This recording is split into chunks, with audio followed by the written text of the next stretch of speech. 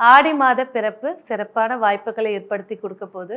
இந்த விருச்சக ராசி நம்ம பேசும்போதே வந்து பார்த்தீங்கன்னா, விசாகம் 4ஆம் பாதம், அனுஷம் 1, 2, 3, 4, கேட்டை 1, 2, 3, 4 இந்த நட்சத்திரத்தை கொண்டவங்க விருச்சக ராசி நேயர்கள். இந்த விருச்சக ராசிக்கான அதிபதி அப்படின்னு பேசும்போது, செவ்வாய் பகவான் இந்த மாதம் பிறக்கும் போதே 10ஆம் இடத்துல திக்பலத்தோட அமர்ந்திருக்காருங்க.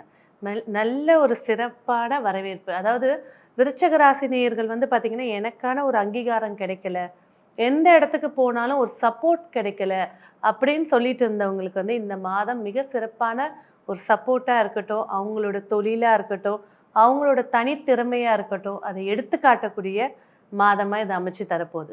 பொருளாதாரம் அப்படின்னு பேசும்போது 2ஆம் அதிபதி 8ஆம் இடத்துல இருக்கார்.